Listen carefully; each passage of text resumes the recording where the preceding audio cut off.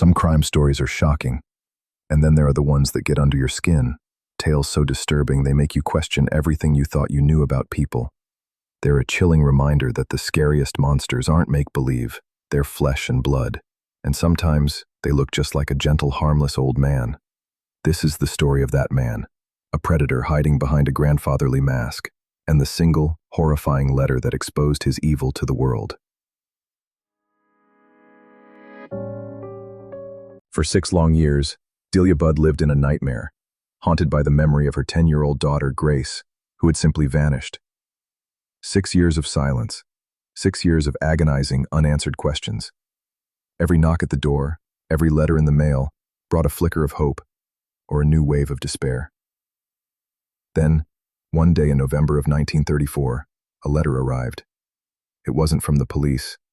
It wasn't a ransom note. It was from him. In neat, calm handwriting, the letter began with a strange, rambling story about a famine in China. But then, the words took a terrifying turn, describing in unspeakable detail what he had done to her little girl. "I choked her to death," the letter read, "then cut her in small pieces so I could take my meat to my rooms, cook and eat it." It went on, with even more grotesque detail. How sweet and tender her little ass was roasted in the oven. It took me 9 days to eat her entire body. This single, horrifying piece of mail, an act of almost unimaginable cruelty, would do what 6 years of police work couldn't. It exposed a seemingly gentle old man as a cannibalistic monster and set off one of the most intense manhunts in American history. This is the story of the Boogeyman who wrote a letter from hell. To understand how a mother's worst nightmare could be put to paper with such glee, we have to go back to the beginning. Back to a time before the letter, when hope was still alive and a monster was hiding in plain sight. The year is 1928.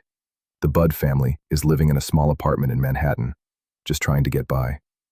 To help his family, 18-year-old Edward Budd places a classified ad in the paper. Young man, 18, wishes position in country. It was a simple ad, but it was one that would accidentally invite a monster right to their front door. A few days later, an elderly man answered the ad. He called himself Frank Howard. He was slight, soft-spoken, with white hair, and a kind, grandfatherly air that immediately put the family at ease. He told them about a lovely farm in the countryside and offered Edward a job. He was so charming, so seemingly kind, that when he returned a week later on June 3rd, the Budds welcomed him like an old friend. But on this visit, his attention shifted. He looked at Edward's 10-year-old sister, Grace, and a new, more sinister idea took root. He made up a story about a niece's birthday party happening that very day and asked if Grace could come along with him. The Budds, completely fooled by his harmless act, hesitated but eventually said yes. Grace, excited about a party, kissed her mother goodbye and walked out the door with Frank Howard. She was never seen again. The hours bled into a day, then into a frantic week. The police were called, a massive search was launched, but there was no sign of Grace or the kindly old man. For the Budd family, their world collapsed into an agony of waiting. For years they were trapped in grief, with no answers, no closure, and no idea of the true horror that had happened to their daughter. The case went cold, her name just another on a long list of the missing, while the man responsible melted back into the shadows of the city. For 6 years, there was nothing. And then, the letter arrived. The man who called himself Frank Howard was really Hamilton Howard Fish, but most people knew him as Albert Fish. To his neighbors, he was the Gray Man, a quiet house painter who kept to himself. But behind that bland exterior was a life of pain, perversion, and profound mental illness. Born in 1870, trouble ran deep in his family history, with mental illness touching many of his relatives. His father died when he was just 5, and his mother, unable to cope, put him in an orphanage. It was there, at St. John's Orphanage, that the seeds of his sadomasochism were planted. He was subjected to brutal beatings, a punishment he later said ruined his mind. He soon began to link pain with pleasure, a twisted connection that would rule his entire life. As he got older, his private world became a chamber of horrors. He performed extreme acts of self-mutilation, a practice he kept up for decades. He whipped himself with a nail-studded paddle and inserted dozens of needles into his own body, mostly in his groin and abdomen. An X-ray taken after his arrest would reveal at least 29 needles still embedded deep in his pelvis. Somehow, he managed to live a fractured double life. He married and had 6 children. He even involved them in his rituals, asking them to beat him with paddles, acts they were too young to understand the dark meaning behind. But to the outside world, he was just a strange but harmless old man. This mask was his greatest weapon, letting him move through society unseen, his monstrous urges hidden.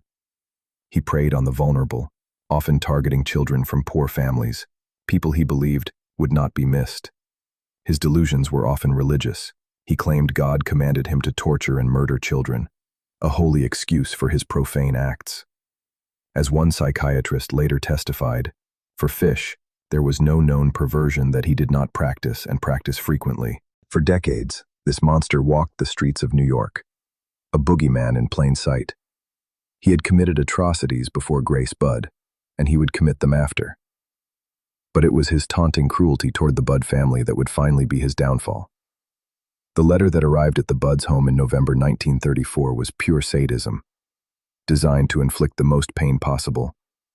Fish had what he called a mania for writing, and in his arrogance he made a fatal mistake.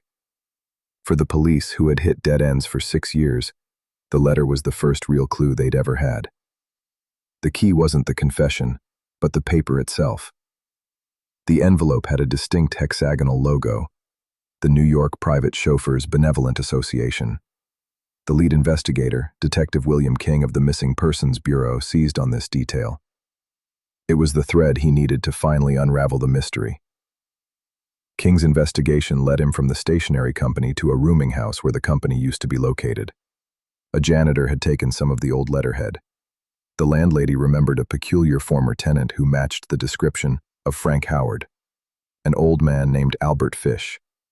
She told King that Fish had recently moved out but was expecting a check and would be back to get it. So, Detective King decided to wait. For days, he staked out the rooming house, a patient hunter closing in. On December 13, 1934, his patience paid off. A frail, elderly man shuffled up to the door. It was Albert Fish. King confronted him. At first, Fish played dumb, but King was ready. When Fish realized the jig was up, he lunged at the detective with a razor, but King quickly disarmed him and put him under arrest. The 6-year manhunt for the boogeyman was over.